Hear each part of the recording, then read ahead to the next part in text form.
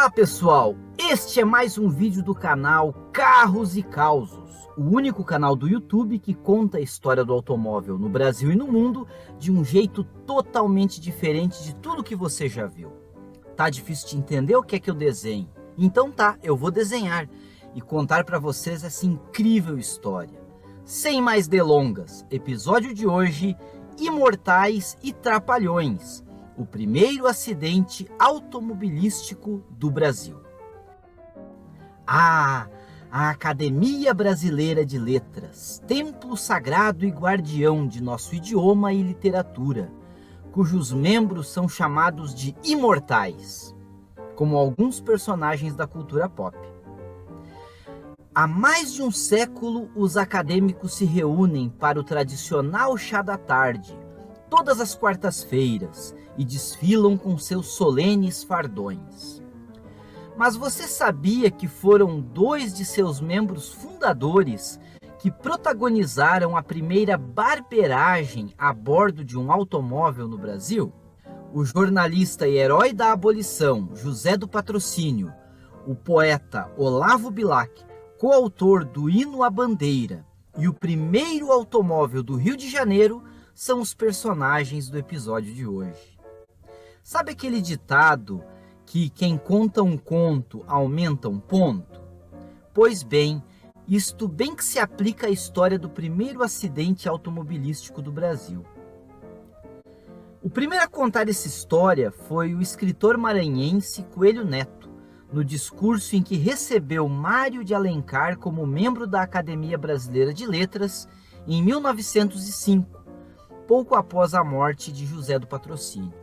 Em 1911, o jornalista carioca e colega de academia João do Rio, cujo nome verdadeiro era Paulo Barreto, na crônica de abertura do livro A Vida Vertiginosa, conta a chegada do primeiro automóvel na capital federal da época. E para completar, ainda no ano de 1905, o próprio poeta Olavo Bilac conta a sua versão da história em uma crônica do jornal A Notícia. Cada uma das versões tem omissões e contradições, o que torna bem difícil saber o que realmente ocorreu naquele domingo de 1897. O motivo disso é que a imprensa na época não se pronunciou sobre a chegada do automóvel pioneiro nem sobre seu desastre, o que é bastante estranho, já que quando surgiu aqui no Brasil a primeira máquina de costura, o romancista José de Alencar dedicou à engenhoca uma crônica no Correio Mercantil. O mesmo se deu em 1889, quando o primeiro fonógrafo de Thomas Edison apareceu em terras fluminenses. Mas quanto ao automóvel, nenhuma palavra. Em virtude disso, temos tão poucas informações.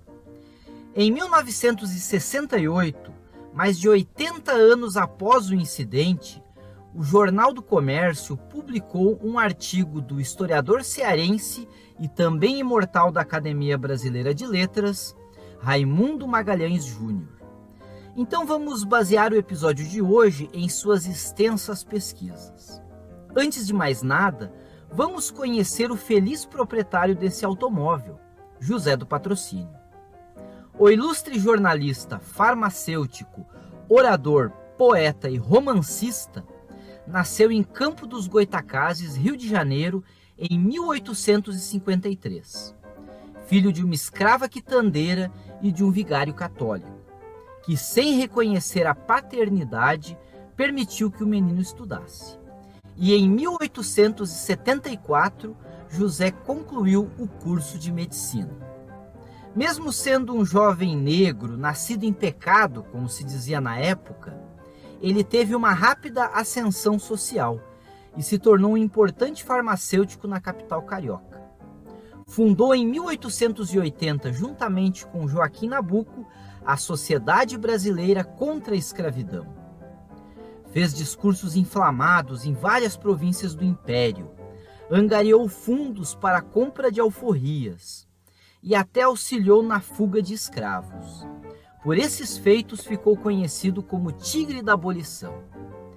Em 1887, após uma brilhante carreira como jornalista, fundou o próprio jornal, A Cidade do Rio, que durou até 1893. Curiosamente, ao contrário de vários de seus colegas abolicionistas, ele era um monarquista convicto, que deu muito crédito à princesa Isabel pelo fim da escravidão. Por algum tempo, ele foi um dos mais ricos afro-brasileiros do século XIX.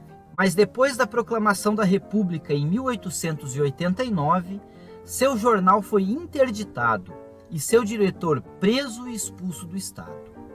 Foi vereador e ferrenho antirrepublicano, sendo perseguido pelo presidente Floriano Peixoto, chegando a exilar-se no estado do Amazonas. Voltando ao Rio em 1893. No ano de 1901, ele se viu obrigado a vender boa parte dos seus bens e se mudar para a periferia do Rio de Janeiro, vivendo o resto da vida como professor. Segundo as pesquisas de Magalhães Júnior, a última vez que Patrocínio foi à Europa foi no ano de 1892, sendo que seu automóvel só chegou em 1897. Assim, contrariando os que afirmam que ele trouxe o carro diretamente de Paris. Por ser um homem de imprensa e com grandes relações dentro do governo, ele conseguiu desembarcar na alfândega carioca o seu automóvel antes de outras personalidades ilustres. Na época, os trâmites de importação já eram bem burocráticos. Segundo Coelho Neto, José do Patrocínio chegou entusiasmado com a novidade aos seus colegas intelectuais. Teria dito: "Trago de Paris um carro a vapor. O veículo do futuro, meus amigos, um prodígio, léguas por hora. Com um hábil maquinista, vai pelo Corcovado acima. Garanto a vocês, pelo Corcovado acima, feito um cabrito. É a morte de tudo, dos tilburis, das carroças, dos bondes, até da estrada de ferro. Ficaremos senhores da aviação."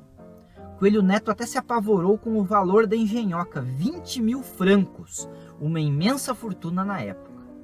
Os automóveis na época eram vendidos desmontados em caixas, para ocupar menos espaço nos navios. Neto disse que foi uma verdadeira faina montá-lo e uma agonia para acomodá-lo em uma tenda. Mas afinal, qual era o carango do ilustre mortal? As fontes divergem, mas a maioria concorda que foi um triciclo a vapor fabricado por Léon Serpollet. Serpollet foi um inventor, piloto e industrial francês, pioneiro dos automóveis movidos a vapor. O motor a vapor não era nenhuma novidade. Já fazia bem mais de um século que ele movia indústrias e ferrovias. Apesar de confiável e eficiente, as primeiras tentativas de usá-lo em um veículo não foram bem sucedidas. Eram motores grandes, pesados e as caldeiras precisavam ser abastecidas de lenha todo o tempo. Nada prático para o dia a dia das cidades. O primeiro desafio era reduzir ao máximo o tamanho dos motores a vapor e torná-los mais eficientes e controláveis. Para isso, Serpollet e seu irmão Henri desenvolveram o sistema de caldeira Flash Steam, patenteado em 1881, que no Brasil ganhou o nome de Sistema Serpollet. O funcionamento era o seguinte: diferente de uma locomotiva em que a caldeira leva tempo para ser aquecida e consome muita água, o sistema Serpollet era muito mais compacto. A serpentina era mais estreita e a água era inserida sob pressão, o que a tornava em vapor quase que instantaneamente e gerava pressão suficiente para mover o pistão.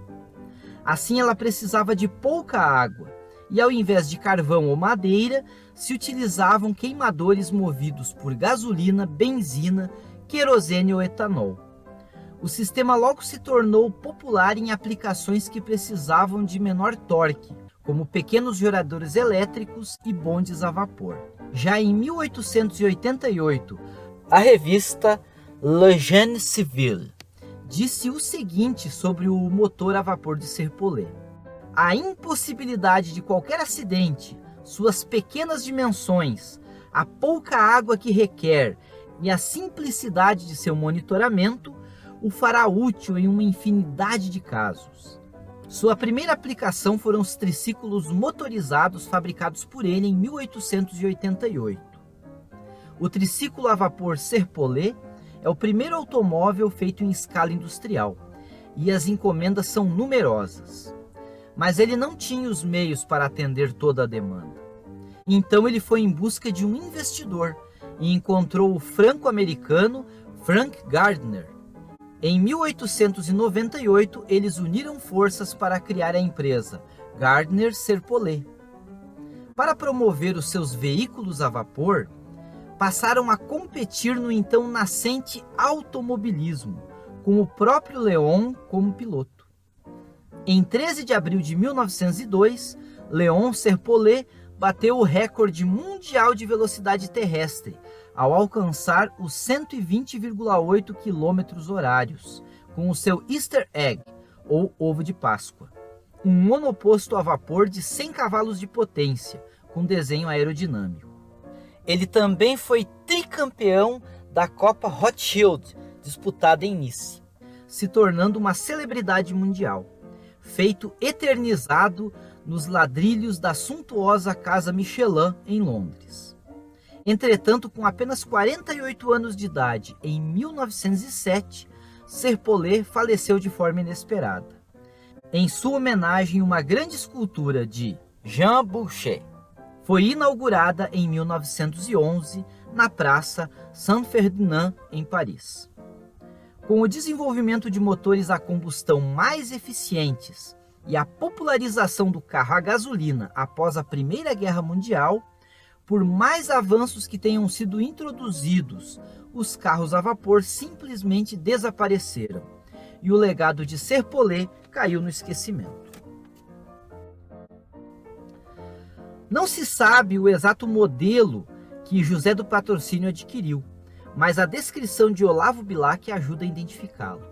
Em crônica publicada no jornal A Notícia em 1905, Bilac descreveu o primeiro automóvel do Rio como feio, pequenino, amarelo e que deixava um cheiro insuportável de petróleo no ar.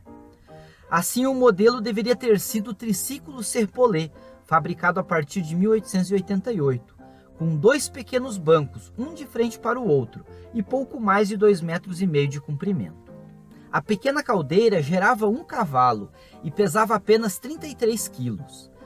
Para diminuir ainda mais o peso, muitos componentes eram de alumínio e madeira, tendo um peso total de 185 quilos. A velocidade variava entre 25 e 30 km por hora, e o consumo de água era de 15 litros por hora. A aplicação do freio, juntamente com a rotação da manopla direcional que abre a válvula de segurança, permitia a parada total do veículo em menos de 2 minutos. Segundo Coelho Neto, após Patrocínio ter retirado o carro da alfândega, precisou de várias idas até a Intendência Municipal do Rio para obter uma licença para guiar o seu triciclo pioneiro. Quando conseguiu, marcou para um domingo de 1897 a sua viagem inaugural. Naquela manhã, convidou vários colegas escritores e intelectuais para passear com a nova máquina. Por receio, muitos se recusaram. Apenas o poeta Olavo Bilac topou subir a bordo. Conforme relembrou Coelho Neto, saiu com um estrondo, espalhando medo e pânico entre os pacatos moradores da rua Marquês de Olinda. Oh, que viagem! O monstro rodava pesadamente, trepava nas calçadas, urrando, faiscando. Os animais disparavam, a população debandava, os cães uivavam e as crianças se assustavam. João do Rio comentou que as damas sufocavam com a fumaça e os homens de guarda-chuva no braço olhavam estarrecidos para aquela coisa que parecia um bicho vindo de Marte. Patrocínio insistiu para que o poeta Olavo Bilac, que assumiu a direção, desse mais pressão à máquina. Acreditando voar a cerca de 3 km por hora, perderam o controle do carro na Rua da Passagem, em direção à Estrada Velha da Tijuca, e o enfiaram em uma árvore. A única vítima do acidente, já que os ocupantes nada sofreram. Vários bois e correntes foram necessários para puxá-lo de volta à casa de patrocínio. Coelho Neto disse que alguns anos mais tarde viu o Serpollet enferrujado, abandonado, e em suas caldeiras dormiam as galinhas. Por fim foi vendido a um ferro velho e este foi o triste fim do primeiro automóvel que chegou ao Rio de Janeiro. A Atrapalhada dos Ilustres Acadêmicos foi o primeiro acidente automotivo que se tem registro no Brasil. Porém, não é motivo de orgulho. Hoje, mais de 37 mil pessoas perdem a vida todo ano no trânsito do Brasil. Ah, saudade dos tempos em que os acidentes eram a menos de 5 km por hora. Este foi o Causo de hoje. Todo mês tem Causo novo no canal. Deixe suas sugestões nos comentários e lembre-se, eu não pido likes. Mas se quiser e apenas se quiser, deixe seu gostei, se inscreva no canal e ative o sininho das notificações. E se quiser, assista aos episódios anteriores. Um abraço.